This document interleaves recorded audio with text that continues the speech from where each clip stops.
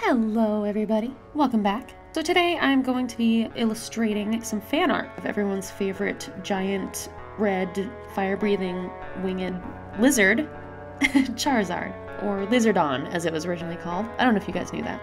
Last week I was doing everything in black and white, and today I wanted to get back on that Arteza brush pen streak. I have been practicing with them a little bit in my off time, and I'm getting a little bit better at them. I'm understanding how they work a little bit better, but man, the colors are just so beautiful and vibrant that I can't stop using them. So yeah, gonna use most of my standard supplies today. I'm not really using anything that you haven't seen me use before. And first things first, I gotta figure out a good position for this body. So, I know that I want him to kind of be floating more or less, maybe in some kind of dynamic or some kind of a cocky pose maybe. I actually started illustrating because I really like to give human characteristics to animals and other characters that just weren't human.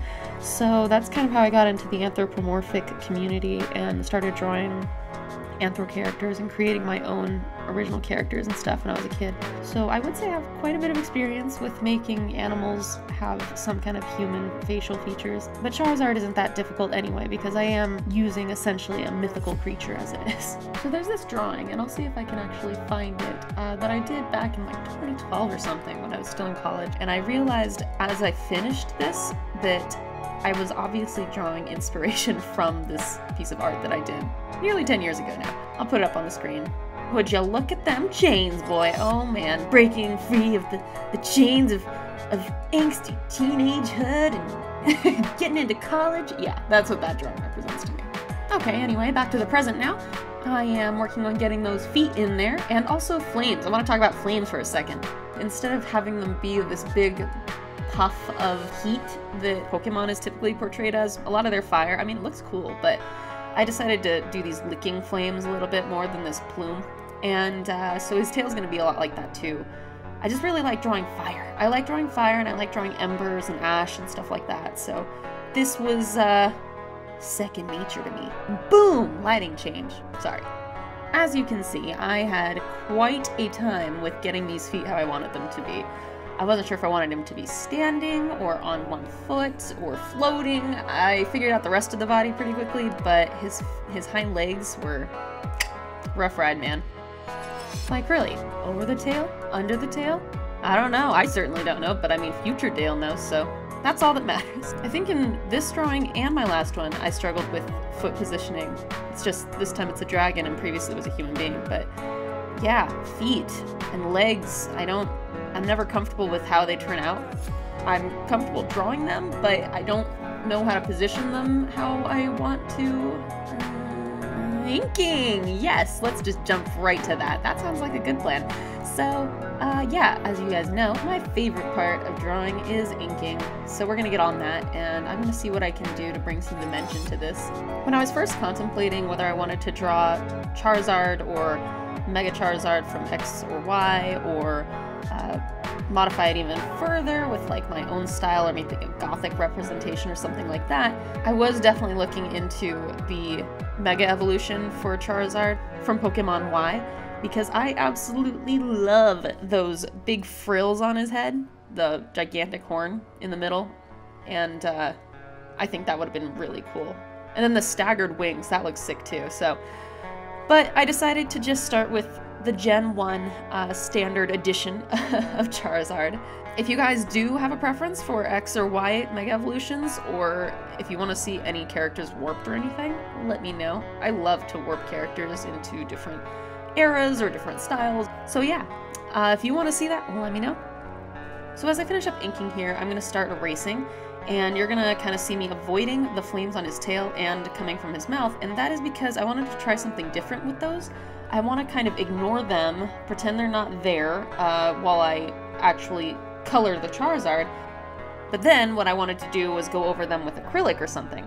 Decided I don't actually want to do that, was too ambitious, was like, it's okay, I did a cool thing with my Nintendo Switch case, so now I'm a professional. But I did decide a little bit too late that I didn't want to do the acrylic, and so I decided to make this kind of artsy-fartsy. And as you'll see, I'm going to color him all in, and then I decided to make these flames actually black and gray. Provide some very interesting contrast, methinks. Alright, it's time to move on to these Arteza brush pens. Oh yes, this is gonna be fun. I actually think I need to get more Arteza things. I've been hearing some really good things about their colored pencils too. I've been using the Soho Urban Artist colored pencils for a long time, and I actually really like those. But I have been hearing good things about Arteza, so I guess we'll see. That was a terrible joke. Acknowledged. Next order of business is to figure out how to best texture these wings. I kind of started coloring this looking at this mild variation with every stroke that I made. I thought that kind of would work for the structure of the wing. One of the things that I did start getting really into with the Arteza brush pens is actually genuinely using the blender tool. I know in my last video about this, I was very concerned about it and I was like, this isn't doing what I want it to do. Turns out it does do what I want it to do. I just have to be really patient and I have to be very careful. It does have a problem with bloom because I haven't figured out how to exactly control the flow of water from the watercolored pen, but I do firmly believe that that is largely an issue on my part and not an issue on the brush's part. Although it might be helpful if I got a smaller one, like one with less bristles, possibly. I don't know, maybe I can make my own. Maybe they sell other ones I haven't checked yet, but maybe? So this is something I've never understood. Why does Charizard have this kind of pinkish, I assume it must be somewhat armored underbelly? I don't know.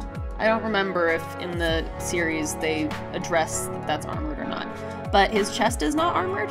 Is his heart like in his stomach or what? I'm just wondering, you know, how he doesn't get more injured, I guess. I'm thinking into this too much.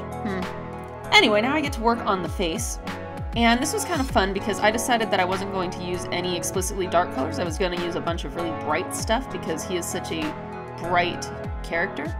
So instead of using a dark red and a light yellow and a mid-tone orange, I decided to use bright red, bright orange, bright yellow, and then just blend it all out. And I think it turned out really well for that.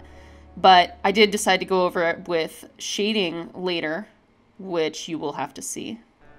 Another thing that I've gained a little bit more control over since I have been playing with and experimenting with these brush pens is that dry brush technique to assist in the blending process. I think that helps a lot, and I'm really enjoying how smooth the transition is between one color to another. Of course, it's going a lot faster than it did in person. I think this entire illustration from starting sketch to finishing touches was about a 3.5 hour process, I would say. And that's a long time for me. Normally, a drawing like this with colored pencil or marker would take probably 1.5 hours or so. But because I was busy blending and going back over it and trying to make things not muddy, which it wound up being a little muddy anyway, it took a long time. But because of how well this stuff blends, I did kind of take the risk to try going over almost everything with exclusively this dark brown color and then blending it out. I like how the shadow of his raised front foot, his right foot, is looking, how it turned out. But of course, how water-based this is, it wound up blooming to the point where you can't even tell that's what that is anymore, which is disappointing. But again, I think that has more to do with my lack of control than the actual materials. I did go back in with my original colors though, just to refine, and I think that helped a lot. While I finished working on that though, I did want to bring something up with you guys. So I think I've told you this a number of times before, but I do have a full-time job and I'm also a relatively social person. I have a lot of responsibilities and stuff, and so keeping up with YouTube is kind of difficult sometimes. I love what I'm doing though, so I'm not going to stop, but I know I've been posting on Tuesdays. That's probably going to stop now. I'm going to post once a week still. I'm just not sure which day, so you probably want to make sure that you guys subscribe and hit that alert bell so that you can get notified whenever I do post. Of course, I'll also be sharing on my Facebook whenever I post, but we'll post anywhere between Monday and Sunday. It really depends on how busy I am and stuff, which is why this video isn't going up on Tuesday, it's going up on Saturday. But thank you for your understanding. I feel pretty comfortable doing this right now just because I know that I don't have a massive following or anything, but the few of you who do watch this, I really appreciate it. I do want to keep you updated on my schedules and stuff, obviously. So as I finish up blending here, And also I'm going to be putting some final touches, including a thick black outline and also some highlights. I was wondering, what's your guys' favorite Pokemon? And what's your favorite generation? I haven't heard a whole lot of people who like the most recent generations the most, but I have heard a lot of people who enjoyed the first 2 generations. I'm a part of that party. Cyndaquil, always my favorite little guy, favorite starter. I'm going to finish up these highlights while hopefully you guys type those comments and tell me which Pokemon is your favorite. And next week I will definitely be back. I'm thinking I might try and do this Spider-Verse challenge, the Spider-Sona, I think. I know I'll be late to the party, but it sounds like a hell of a lot of fun, and I love to make my own characters, so that would be awesome. It would also give me a good opportunity to connect with you guys and tell you some totally inconsequential facts about myself, and who knows, maybe you'll learn more about me as a person. Not like that would be fun, but it may happen anyway. Finishing up these black flames, which I think turned out really cool, especially with that dark outline around the Charizard itself. I'll show you the completed version momentarily, but in the meantime, I want to let you guys know that you can find me on social media. You can visit my Etsy store. I've got a Facebook and an Instagram as well. I've got those listed below. Remember, I do post once a week, and I would absolutely love to hear from you guys, so if you have any comments, please leave them below. I do actually respond to every single comment I get. And that'll be it for me. Hope you guys have a wonderful week coming up. Till next time.